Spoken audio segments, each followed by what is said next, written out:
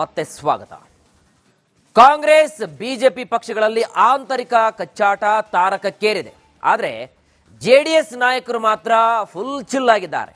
ಆದರೆ ಈ ನಡುವೆ ರಾಜ್ಯಾಧ್ಯಕ್ಷರನ್ನ ಆಯ್ಕೆ ಮಾಡಿ 2028ರ ಚುನಾವಣೆಗೆ ಸಕಲ ರೀತಿಯಾದಂತಹ ಸಿದ್ಧತೆಯನ್ನ ಆರಂಭಿಸಿದೆಯಂತೆ. ಈ ಸ್ಟೋರಿ ನೋಡಿ.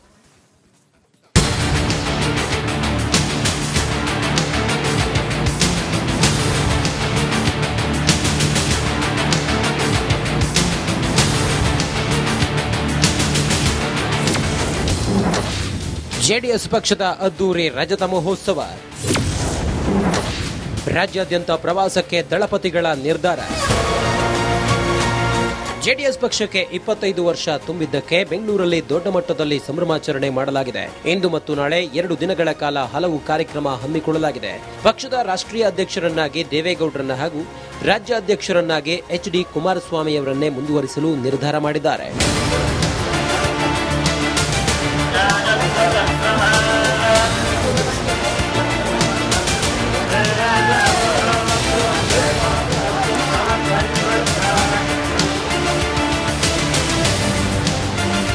ಮುಂಬರುವ ಚುನಾವಣೆಗಳ ದೃಷ್ಟಿಯಿಂದ HD ಕುಮಾರಸ್ವಾಮಿಗೆ ರಾಜ್ಯಾಧ್ಯಕ್ಷರಾಗಿ ಮುಂದುವರಿಯಬೇಕು ಎಂದು ಜೆಡಿಎಸ್ ನಾಯಕರು ಅಭಿಪ್ರಾಯಪಟ್ಟಿದ್ದಾರೆ.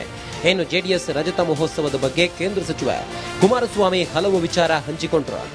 ಜನ ಎಲ್ಲೋ ಒಂದು ಕಡೆ ಇವತ್ತು ಕಾಂಗ್ರೆಸ್ನ ಸರ್ಕಾರದ ಆಡಳಿತವನ್ನ ಕಳೆದ 2.5 ವರ್ಷದಲ್ಲಿ ಸಂಪೂರ್ಣವಾಗಿ ತಿರಸ್ಕಾರ ಮಾಡಿದ್ದಾರೆ ಅಂತಕ್ಕಂಥದ್ರಲ್ಲಿ ಯಾವುದೇ ಸಂಶಯ ಇಲ್ಲ. ಸಾಕಪ್ಪ ಸಾಕು, ಈ ಕಾಂಗ್ರೆಸ್ನ ಸರ್ಕಾರದ ಆಡಳಿತದ ವ್ಯವಸ್ಥೆ ಸಾಕೋಗಿದೆ ಅಂತಕ್ಕಂಥದ್ದು ಪ್ರತಿ ಮನೆಯಲ್ಲಿ ಚರ್ಚೆ ಆಗ್ತಾ ಇತ್ತು.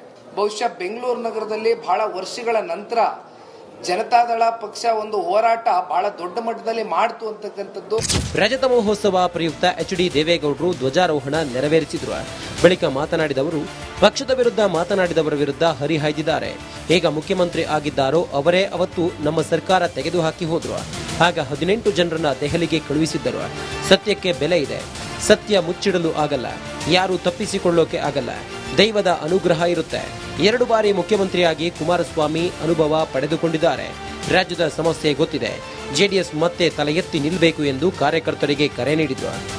ಇವತ್ತು ಯಾರು ಮಹಾನುಭಾವ ಮುಖ್ಯಮಂತ್ರಿ ಆಗಿದ್ದಾರೋ ಅವರೇ ಸರ್ಕಾರ ತೆಗೆದು 15 ದಿನ ಡೆಲ್ಲಿ ಕಳಿಸಿ ಏನೇನು ಮಾಡಿದ್ರೆಲ್ಲ ಗೊತ್ತಿದೆ ನನಗೆ. ಇವತ್ತಲ್ಲಿ ಏನು ನಡೀತಾ ಇದೆ ಅನ್ನೋದ್ರ ಬಗ್ಗೆ ನಾನು ಚರ್ಚೆ ಮಾಡಲ್ಲ. ಆದರೆ ಸತ್ಯಕ್ಕೆ ಬೆಲೆ ಇದೆ. ಸತ್ಯ ಗೊತ್ತಿಲ್ಲ, ಸಾಧ್ಯ ಇಲ್ಲ. ಒಂದಲ್ಲ ಒಂದಿನ ಹೊರಗೆ ಬರಲೇಬೇಕು. ಯಾರು ತಪ್ಪಿಸ್ಕೊಳ್ಲಿಕ್ಕಾಗಲ್ಲ. ಒಂದು ದೈವದ ಆಟ ಇರುತ್ತೆ. ಇವತ್ತು ಈ ಒಂದು ಕಟ್ಟಡವನ್ನ ಕಟ್ಟಬೇಕಾದ್ರೆ ಎಷ್ಟು ಶ್ರಮ ಇದು ಎಲ್ಲ ವಿಶ್ಲೇಷಣೆ ಮಾಡಲಿಕ್ಕೆ ಹೋಗಲ್ಲ. ಪ್ರಾದೇಶಿಕ ಪಕ್ಷ ಜೆಡಿಎಸ್ ಪಕ್ಷಕ್ಕೆ 25 ವರ್ಷ ತುಂಬಿದೆ. ಈ ಮೂಲಕ ಪಕ್ಷಕ್ಕೆ ಮತ್ತಷ್ಟು ಹುರುಪು ತುಂಬಲು ದಳಪತಿ ನಿರ್ಧಾರ ಮಾಡಿದ್ದಾರೆ. ಅದರಲ್ಲೂ 2028ಕ್ಕೆ ಪಕ್ಷವನ್ನ ಅಧಿಕಾರಕ್ಕೆ ತರಲು ರಾಜ್ಯ ಪ್ರವಾಸ ಮಾಡಲು ನಿರ್ಧರಿಸಿದ್ದಾರೆ. ಈ ಮೂಲಕ ಪಕ್ಷ ಕಟ್ಟಲು ನಾಯಕರಿಗೆ, ಕಾರ್ಯಕರ್ತರಿಗೆ ದೇವೇಗೌಡರು ಕರೆ ನೀಡಿದ್ದಾರೆ. ದೀಪ್ತಿ ತೊಳ್ಪಾಡಿ, ರಿಪಬ್ಲಿಕ್ ಕನ್ನಡ, ಬೆಂಗಳೂರು. ಮತ್ತೆ ಸ್ವಾಗತ. ಕಾಂಗ್ರೆಸ್ ಬಿಜೆಪಿ ಪಕ್ಷಗಳಲ್ಲಿ ಆಂತರಿಕ ಕಚ್ಚಾಟ ತಾರಕಕ್ಕೇರಿದೆ. ಆದರೆ ಜೆಡಿಎಸ್ ನಾಯಕರು ಮಾತ್ರ ಫುಲ್ ಚಿಲ್ ಆಗಿದ್ದಾರೆ. ಆದರೆ ಈ ನಡುವೆ ರಾಜ್ಯಾಧ್ಯಕ್ಷರನ್ನ ಆಯ್ಕೆ ಮಾಡಿ 2028ರ ಚುನಾವಣೆಗೆ ಸಕಲ ರೀತಿಯಾದಂತಹ ಸಿದ್ಧತೆಯನ್ನ ಆರಂಭಿಸಿದೆಯಂತೆ. ಈ ಸ್ಟೋರಿ ನೋಡಿ.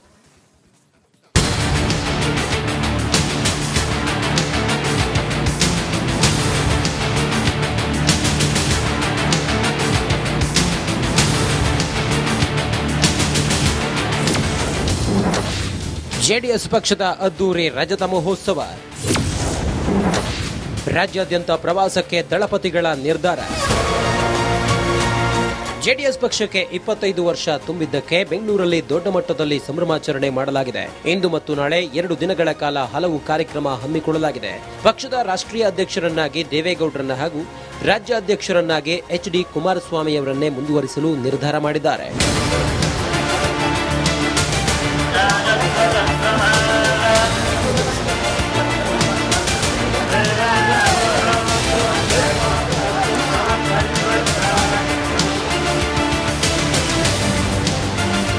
ಮುಂಬರುವ ಚುನಾವಣೆಗಳ ದೃಷ್ಟಿಯಿಂದ ಎಚ್ಡಿ ಕುಮಾರಸ್ವಾಮಿಗೆ ರಾಜ್ಯಾಧ್ಯಕ್ಷರಾಗಿ ಮುಂದುವರಿಯಬೇಕು ಎಂದು ಜೆಡಿಎಸ್ ನಾಯಕರು ಅಭಿಪ್ರಾಯಪಟ್ಟಿದ್ದಾರೆ. ಇನ್ನು ಜೆಡಿಎಸ್ ರಜತ ಮಹೋತ್ಸವದ ಬಗ್ಗೆ ಕೇಂದ್ರ ಸಚಿವ ಕುಮಾರಸ್ವಾಮಿ ಹಲವು ವಿಚಾರ ಹಂಚಿಕೊಂಡರು. ಜನ ಎಲ್ಲೋ ಒಂದು ಕಡೆ ಇವತ್ತು ಕಾಂಗ್ರೆಸ್ನ ಸರ್ಕಾರದ ಆಡಳಿತವನ್ನ ಕಳೆದ 2.5 ವರ್ಷದಲ್ಲಿ ಸಂಪೂರ್ಣವಾಗಿ ತಿರಸ್ಕಾರ ಮಾಡಿದ್ದಾರೆ ಅಂತಕ್ಕಂಥದ್ರಲ್ಲಿ ಯಾವುದೇ ಸಂಶಯ ಇಲ್ಲ. ಸಾಕಪ್ಪ ಸಾಕು, ಈ ಕಾಂಗ್ರೆಸ್ನ ಸರ್ಕಾರದ ಆಡಳಿತದ ವ್ಯವಸ್ಥೆ ಸಾಕು ಹೋಗಿದೆ ಅಂತಕ್ಕಂಥದ್ದು ಪ್ರತಿ ಮನೆಯಲ್ಲಿ ಚರ್ಚೆ ಆಗ್ತಾ ಇತ್ತು. ಬಹುಶಃ ಬೆಂಗಳೂರು ನಗರದಲ್ಲಿ ಬಹಳ ವರ್ಷಗಳ ನಂತರ ಜನತಾದಳ ಪಕ್ಷ ಒಂದು ಹೋರಾಟ ಬಹಳ ದೊಡ್ಡ ಮಟ್ಟದಲ್ಲಿ ಮಾಡ್ತು ಅಂತಕ್ಕಂಥದ್ದು. ರಜತ ಮಹೋತ್ಸವ ಪ್ರಯುಕ್ತ ಎಚ್ಡಿ ದೇವೇಗೌಡರು ಧ್ವಜಾರೋಹಣ ನೆರವೇರಿಸಿದ್ರು. ಬಳಿಕ ಮಾತನಾಡಿದವರು ಪಕ್ಷದ ವಿರುದ್ಧ ಮಾತನಾಡಿದವರ ವಿರುದ್ಧ ಹರಿಹಾಯ್ದಿದ್ದಾರೆ. ಈಗ ಮುಖ್ಯಮಂತ್ರಿ ಆಗಿದ್ದಾರೋ ಅವರೇ ಅವತ್ತು ನಮ್ಮ ಸರ್ಕಾರ ತೆಗೆದುಹಾಕಿ ಹೋದ್ರು. ಆಗ 18 ಜನರನ್ನ ದೆಹಲಿಗೆ ಕಳುಹಿಸಿದ್ದರು. ಸತ್ಯಕ್ಕೆ ಬೆಲೆ ಇದೆ. ಸತ್ಯ ಮುಚ್ಚಿಡಲು ಆಗಲ್ಲ, ಯಾರು ತಪ್ಪಿಸಿಕೊಳ್ಳೋಕೆ ಆಗಲ್ಲ. ದೈವದ ಅನುಗ್ರಹ ಇರುತ್ತೆ. 2 ಬಾರಿ ಮುಖ್ಯಮಂತ್ರಿಯಾಗಿ ಕುಮಾರಸ್ವಾಮಿ ಅನುಭವ ಪಡೆದುಕೊಂಡಿದ್ದಾರೆ. ರಾಜ್ಯದ ಸಮಸ್ಯೆ ಗೊತ್ತಿದೆ. ಜೆಡಿಎಸ್ ಮತ್ತೆ ತಲೆ ಎತ್ತಿ ನಿಲ್ಲಬೇಕು ಎಂದು ಕಾರ್ಯಕರ್ತರಿಗೆ ಕರೆ ನೀಡಿದ್ರು.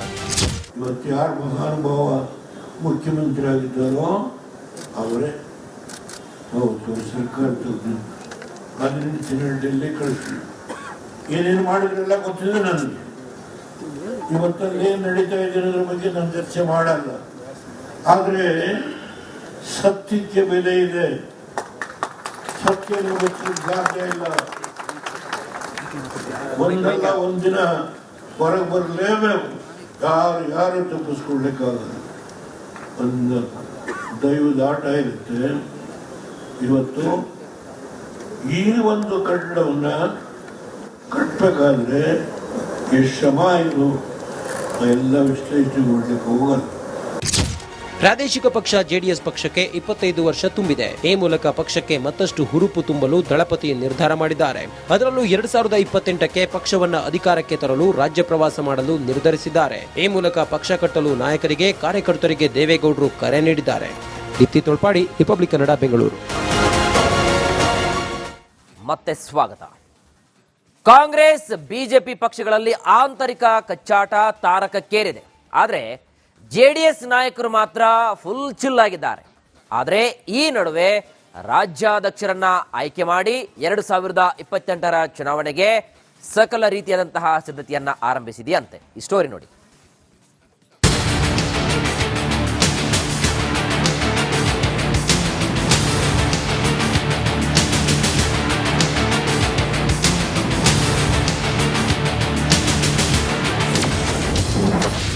ಜೆಡಿಎಸ್ ಪಕ್ಷದ ಅದ್ದೂರಿ ರಜತ ಮಹೋತ್ಸವ. ರಾಜ್ಯಾದ್ಯಂತ ಪ್ರವಾಸಕ್ಕೆ ದಳಪತಿಗಳ ನಿರ್ಧಾರ. ಜೆಡಿಎಸ್ ಪಕ್ಷಕ್ಕೆ 25 ವರ್ಷ ತುಂಬಿದ್ದಕ್ಕೆ ಬೆಂಗಳೂರಲ್ಲಿ ದೊಡ್ಡ ಮಟ್ಟದಲ್ಲಿ ಸಂಭ್ರಮಾಚರಣೆ ಮಾಡಲಾಗಿದೆ. ಇಂದು ಮತ್ತು ನಾಳೆ 2 ದಿನಗಳ ಕಾಲ ಹಲವು ಕಾರ್ಯಕ್ರಮ ಹಮ್ಮಿಕೊಳ್ಳಲಾಗಿದೆ. ಪಕ್ಷದ ರಾಷ್ಟ್ರೀಯ ಅಧ್ಯಕ್ಷರನ್ನಾಗಿ ದೇವೇಗೌಡರನ್ನ ಹಾಗೂ ರಾಜ್ಯಾಧ್ಯಕ್ಷರನ್ನಾಗಿ ಎಚ್ಡಿ ಕುಮಾರಸ್ವಾಮಿ ಅವರನ್ನೇ ಮುಂದುವರಿಸಲು ನಿರ್ಧಾರ ಮಾಡಿದ್ದಾರೆ.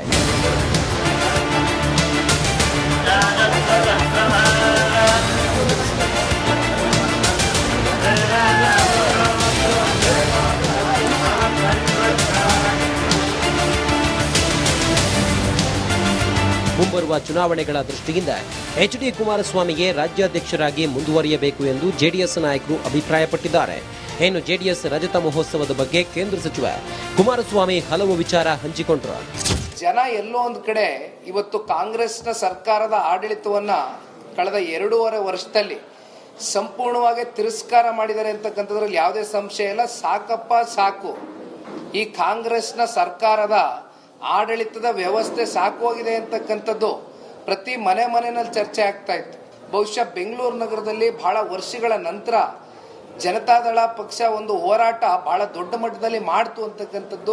ರಜತ ಮಹೋತ್ಸವ ಪ್ರಯುಕ್ತ ಎಚ್ಡಿ ದೇವೇಗೌಡರು ಧ್ವಜಾರೋಹಣ ನೆರವೇರಿಸಿದ್ರು.